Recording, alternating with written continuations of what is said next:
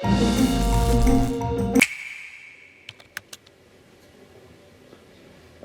and welcome to Precis Talks. My name is Robert Jurewicz. I work at Precis in the central team, and I'm here today with Wåreus from Google Stockholm. And we're going to talk about a really interesting topic today about long-term versus short-term in marketing. There's been a sort of argument going on lately that people are over-invested in short-term marketing, and that's a very difficult thing to prove. But I still wanted to raise the topic because it's a very interesting area that we're working hard to figure out, and I know that you guys are working it as well. So just kick off, like, how do you define long-term versus short-term investment? What is short-term and what is really long-term? Yeah, thanks, Robert. Short-term marketing is the activation of intent when it provides an immediate effect. So you're probably tight targeted towards the ones that are out to buying your brand now. It gets a quick effect, but it decays very quickly also over time. So short-term, very important, and it's been growing a lot over the last year. But then you have the long-term, which is more targeted to build your brand over time. So that you need in order to attract more buyers over time. So you need a broader reach, a higher penetration, and most of that investments in historically has been going to traditional media because they are just not as targeted as the short-term media in the digital area has been.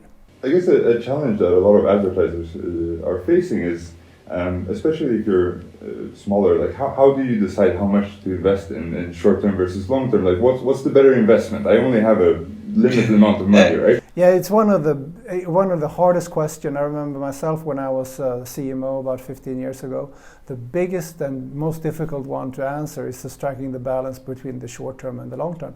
But at that time, you couldn't do all the things you can do with the short term. So short term has become much more efficient than it used to be.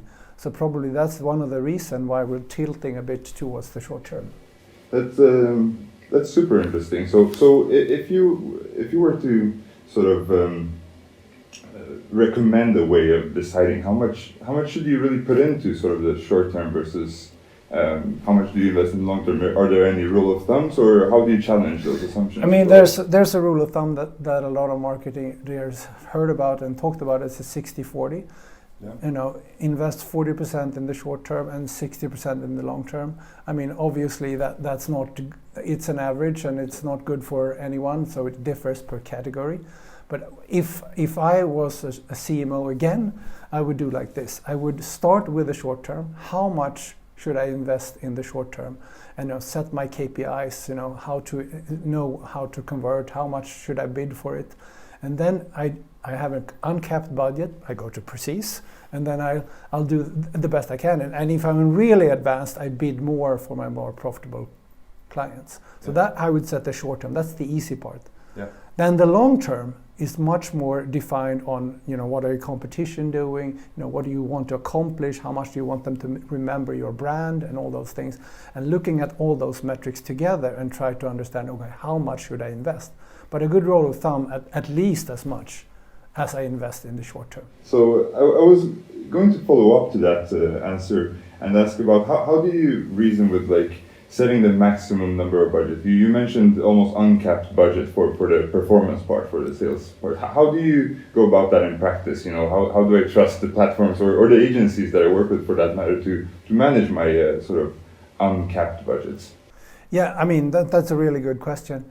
And it feels a little unsecure if you're a budget owner to have kind of an uncapped budget. But if you don't, you are probably going to miss out on opportunities that are out there. And if you have set a level to where you can find those customers and it is profitable for you, you shouldn't miss them. So that's why I think that the performance side of the budget should be an uncapped budget.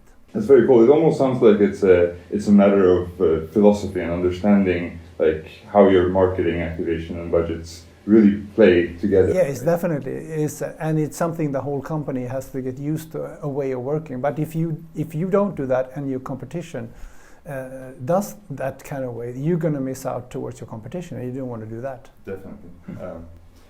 So on the same track, and this is a conversation that very often happens between the CMO and the CFO, right? The CMO is pushing for higher investments into maybe softer metrics sometimes, and the CFO, cares and worries about the budgets and the hard numbers. How has that relationship evolved over the years recently? I mean, what we've observed is that the CFO has gained a lot of, they've lifted themselves up in the chain and has more power, to say. Yeah. And I think that it has due to, every investment has to be valued, which is good, should be for marketing too. But also that when you set metrics on advertising and marketing, most of them are short term. I mean, they're much simpler to measure short term, and therefore, thus, you measure them short term. And that I think has been part of the whole turning towards more short termism of all of the marketing side. And I think that that's something we need to pull back, reflect on, in order to do more of the things we do also in the upper funnel. I mean, to build the heart, to attract them, because if you only do the short term, sooner or later you're going to run out of new customers. Yeah, I agree completely. So the natural follow-up question to that, I guess, is how can we as marketers, as CMOs or wherever you work in marketing, do a better job of explaining that value to a CFO, like the real and tangible value that you get from these types of long-term investments? How do we make a better case for ourselves? Obviously, part of it is a philosophy. You really believe that this is long-term, and brands have proven it, like Nike, Coca-Cola, McDonald's. Yeah. A lot of brands has proven that. But in order to really set it, to get everybody on board, I think we need metrics that connects the long-term benefits to the short-term benefits. I think that there's a great opening there for an agency like yourself, in order to move in that direction, to try and do that, because you're super good in the short-term pieces of this marketing side, which is more newer. And I think if we can connect that to the older side of the marketing where I come from, but now in a new media world, that would be a superpower for an agency and an advertiser to have. Can I ask you a question? Of course. Precis Digital, are you doing something in this area? Or you're changing, looking to the future? No, what are you doing here? Yeah, we're definitely looking into this area. This is, as we established from the beginning, this is a sort of the age-old challenge for marketers, I suppose. But what's happened recently is that there's a lot of new tools to use to figure these problems out. So we are doing a lot in terms of working with long-term, and especially the evaluation side of it. And I think most importantly, it's about our philosophy as a company. The number one rule is that we don't try to go for the holy grail answer to all of these questions. We sort of accept that maybe there isn't one, or at least it's going to be very, very hard to find. So we have to make do with partial answers and getting closer and closer to the truth, rather than aiming for the sort of ultimate solution at the very start. And there's three tools that we use to establish the value of sort of all marketing activities. They can be broken down into path-based attribution, MMM, and then incrementality approaches.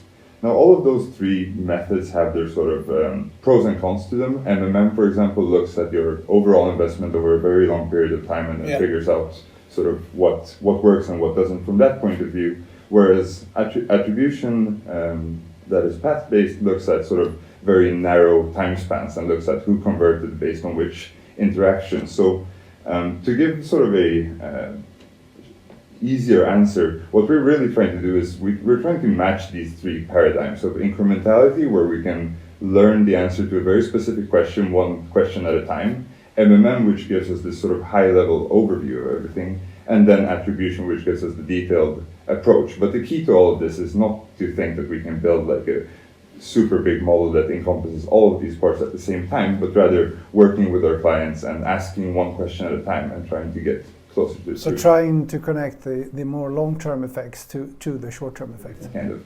And as a short plug, we have a really great blog on this topic, and most of our brilliant minds at Precis try to contribute to that blog. So for anyone who's curious about attribution and evaluation of marketing, I really recommend that. So another really interesting question that we get faced with a lot is sort of different media types for different purposes. Online video has been recently a really big and hot topic, and it's almost become a buzzword in the industry. How do you see the utilization of different formats and different media types for different purposes, long versus short term? Yeah, good question. The on the short term side, it's definitely, it's like short term because you also usually use shorter formats. They're cheaper when you buy the media, but also they're there to convert. I mean, to get a discount out, to get an offer out, you don't need to say it as long, and you're targeting the ones that are in the purchase cycle to buy it.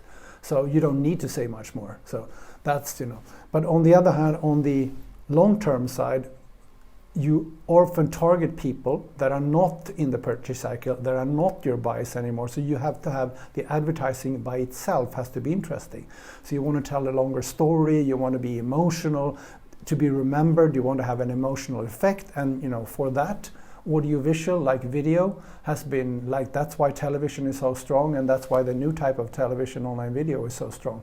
So I see that the longer formats, the idea, the emotionality in order to be remembered for a long time, and then you also have a longer effect because you're remembered for a longer time. It makes me think of a quote I once heard about like if you have a bad tire, you only need a small, very short search ad that says new tires, and you will convert on it. Whereas if you're not looking for a new tire, then it's going to take a lot in terms of creative to get you really excited about those new tires. And I think that goes a little bit with what you're saying. Yeah, and that's why I think the short term has become so efficient over time when you now can target those people who are in the purchase cycle of something right now and use that intent. But you couldn't do that before, You just have to go back 15, 20 years and that's gone. That's really interesting, and it brings me to another thought, which I've had for a long time, which is that sort of the types of agencies that have come up in this digital first world. We've been explaining measurability to our clients for a long time, and we've been doing that uphill battle of explaining why and how things should be measured and so on. Coming back to the over-focus on short term, what do you think sort of we have done to create the situation that we're in right now with a lot of advertisers over-invested in sort of short-term goals? Yeah, I think we're partly to blame for this, actually. I mean, we created media that can be extremely efficient on the short term, and you, an agency, have done it, set it in super practice. Yeah. So when I was a CMO, you couldn't do that. Right. I wanted to convert something short term. I was spreading my message to everyone, so I had to pay for that too. Now you can only pay for this and only buy. You pay a little more for these, but these are the right ones. And when you do that and it really works, advertisers tend to move budgets more to that. And what unfortunately have happened, and a lot of that has came out from the long-term investment. Right. But I think in order to budget right, you should invest as much as you can in the short term, as long as it is profitable. Then you should still invest in your long term because that's profitable too. That's very interesting. So I guess we have somewhat of a challenge ahead of us, sort of jointly and apart, to tell a new story really to marketers and then refine our story. Yeah, and I think it's super important for the whole advertising ecosystem. Yeah. Because if it's only short-term advertising, people will get bored of it. Yeah. You need some great storytelling that you love. You want to see the ads you celebrate, and we need a bigger proportion of that. And unfortunately, that has been on a downtrend. I hope that's shifting now. It's very interesting. Have you, maybe without mentioning any names, can you think of any examples where you've sort of seen the pitfalls that can bring to focus just on the short term and not care too much on over the long term? Like, do you have any examples top of mind of like what type of things, situations that can lead to? No, they lead to that you're obviously, if you focus on a too long time only on your current customer base, they tend to die or they go to another. And so you don't recruit any new, and you always need to recruit new customers. And think about it like this, the long term also has the effect to talk about the ones that are not the buyers but the influencers. I mean, my grandmother is super interested for her that I buy a safe car for her grandchildren, even if she's not going to buy that car, she said, "Oh, Volvo is a good car. Yeah, it's a good car. It's safe for your kids." And then she's an influencer in that decision, and that doesn't happen with the short term. So the branding is also about all the others around your decision. Right, so thank you very much, Carl, for joining us here at Precis Talks today. You've been very interesting to listen to, and you've provided a lot of insightful answers. And thanks a lot for watching and listening, and tune in next time. Thank you. Thank you for having me.